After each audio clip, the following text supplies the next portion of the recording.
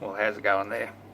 Oh, good. I just freed up a bit of space on the recording device. It only records for half an hour anyway, so I've got half an hour. The only reason I wanted to make this rant is because I made a few comments today on a YouTube site. Oh shit, I just got a message from my mate. Wants me to have a look at something. Oh, a message from my girlfriend. She wants to say hello. Wow. Good timing, everybody. I'm making a video. I will be half an hour, so so this one is a YouTube video called Best Flat Earth Interview for a Noob, Hitchhiker's Guide to Disbelief, episode 29 by Flat Earth Head. And it's not a bad interview, and I thought I'd respond to a few of the things I saw on it, because I thought I've got a lot of information. The first one is to do with the people that think they see the appearance of the sun or moon behind clouds. And I've addressed this one before on other comments, and I thought, well, I'm going to make a YouTube rant myself, and I'm going to read my comment that I made and maybe even add to it a little bit. Okay, so I said, "G'day folks, I'm a self-described," I couldn't even put a D in, self-described flat earth expert from Australia. My area of expertise is natural phenomenon, especially perspective, clouds, moon and sun concepts. I've been a nature lover for all of my life, in particular a cloud appreciator. So when chemtrails started around 20 years ago, I was right onto it and became quite a conspiracist amongst everyone who knew me. So I can explain phenomenon like the moon or sun appearing to go behind clouds, and can assure readers it wasn't always this way. There are virtually no real clouds left, though I'm fortunate to live in a very... A key doesn't work. It works, I've lost an A there. Fortunate to live in a very fertile region where we get a lot of natural weather right near the easternmost point of the Australian mainland. So we get a lot of oceanic influences as well as lots and lots of unofficial weather experimentation, which is what chemtrails are. Regular storms, occasional floods, 4 seasons on one day type of thing. I'm a regular stargazer as well, often try to catch the full moon rising once a month, which always occurs at sunset, so I'm quite the expert on the moon, a place I find most flat earthers fail at miserably. I would make a good person to interview on the moon and all phenomenon related to it. But when it comes to the clouds behind it, because these are hybrid clouds, it's just a trick of the eye, a phenomenon of exposure on cameras. I started my photography at 17 with an SLR camera, but it was top of the line and had auto exposure features, but I still understand quite a lot about exposure and compensation and modern cameras using best exposure to adjust for the best shot, which often appears much different from the naked eye view.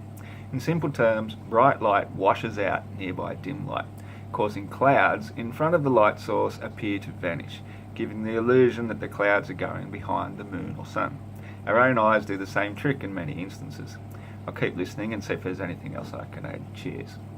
So that was my first comment to this particular one, because he's talking about clouds going behind, and I've seen quite a few people also mentioning this thing about clouds. They're not real clouds. They are wishy-washy, chemtrail, hybridized, not real clouds.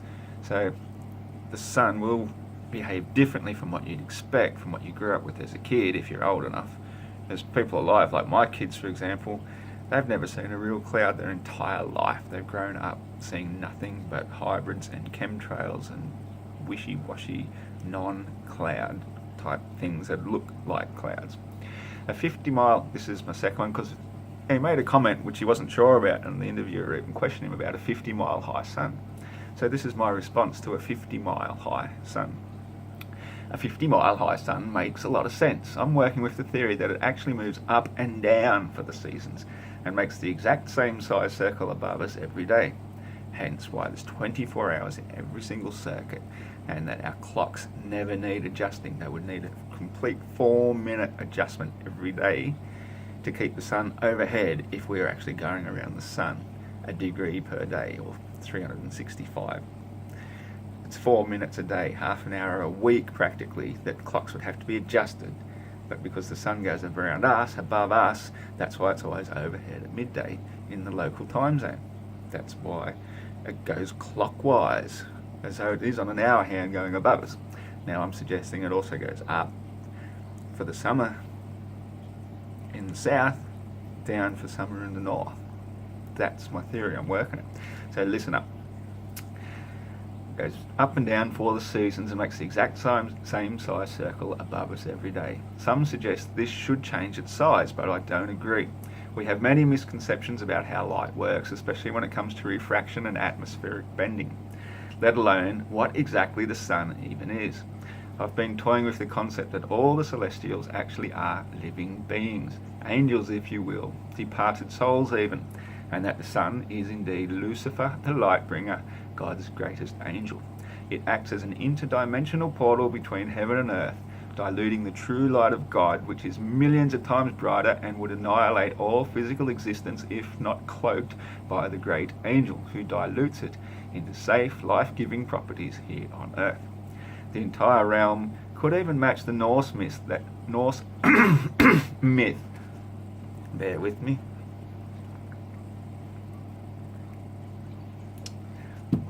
So this is the Norse myth, that everything began in an infinite, endless realm of black ice. And the first awareness, the first word, created solar luminescence, which was the first light, which came before the sun, even in Genesis. So our entire model could be much more like a giant igloo, melted into the infinite ice, and Earth itself, an accumulation of plant matter which petrified over millions of years, floating around within a very finite realm, completely surrounded by ice. It would explain the blue sky at the very least. So when the sun moves much closer, we get summer in the north, and when it goes further up, we get summer in the south. The light itself doesn't change appearance in size because light itself doesn't exist until it reaches the denser gases of our atmosphere, close to the surface of the ground or plane. Once it hits this layer of gas, the ozone layer, only then is its size and shape determined. And since the size was always constant, just like the stars, none of them ever appear to change size or shape over time. Another thing worth considering is a simple 100-metre racetrack. It doesn't appear very long, but look up at a 100-metre tall building and it's huge. From above, people look like tiny ants below. Perspective up is very much different from perspective across. It's just the way our eyes work. Something a mile high is very massively high, and from cruising height of a normal plane you cannot make out individual people at all, barely even vehicles if you look really closely. So to be only 50 miles is actually incredibly high up and could very easily light up half the world at a time. The daylight hours on the south during summer has always been a problem, but if the sun is actually much higher up, again its position is only relative to the observer. I often thought the concave Earth model answered a lot of these problems, but a concave sky could just as easily be bending the light in such a way that the northern centre could be in entire darkness for a month, while the southern extremities get up to 17 hours daylight each in the same 24-hour period. The sun always takes to make one revolution without appearing to speed up or slow down, which we never see it do. Anyway, it was a good interview, and I'm sure I'll discover even better once you've done since. May the truth be with you. So that's just a few thoughts I wanted to share about what I'm currently working on with regards to the sun. I had a dream the other night which was quite prophetic because it's a repetitive dream I've had of this place. It's like a big old school or a university, an old-fashioned one, and in one of the upper rooms there's like a floor that's disused and you're not really supposed to visit it. And I've been to this one quite a few times in this dream, but this one I had just a couple of nights ago was a completely different dream altogether. And in it I went into this room, and it's kind of like a museum room, and this one's considered off limits, and for some reason it's known as the postmaster's room, and it's full of all these old gadgets and stuff, like old machinery and drawers full of knickknacks and stuff. And anyway, you get the feeling like you want to go there and just find stuff and take it with you which you can't really do that in a dream, but this is the feeling that you get when you're in a place like this because it's so interesting. Anyway, I found this thing. It's like a cube of glass, about yay big, yay high, but it's rounded on top. So it's squared sides and a domed top. And in it, and in my dream, my father appeared to me, and so I was trying to explain to him, see, this is how the sun works on the flat earth. And as I held it in my hand, I said, see, it's the light source up there, but here it creates a circle of light down towards the middle. And so where we are down at the bottom of this shaped dome-topped cube, it creates a small circle of light. And I said, and that's how what we see when we're looking up is a small circle of light. Now, no matter where you are on the bottom underneath it, when you look up, this is what you're seeing. And because the light itself is changing relative height, that is what gives the appearance of extra sunlight in different places, different times of the year. And he was like, yeah, I'd never really thought of that before. So I actually would like to get, if anybody knows where you can, I'll have to have a look around. If anybody makes cubes of glass, say any size really, with a domed top, where you can do experiments and show how it's possible for light to appear different depending on your perspective and how you're looking at it, and that it's not necessarily its true position whatsoever. Anyway, there's my thoughts. I've got more and more people messaging me, so I'll get back to them, and have a great Christmas. It's actually 24th of December here tonight, and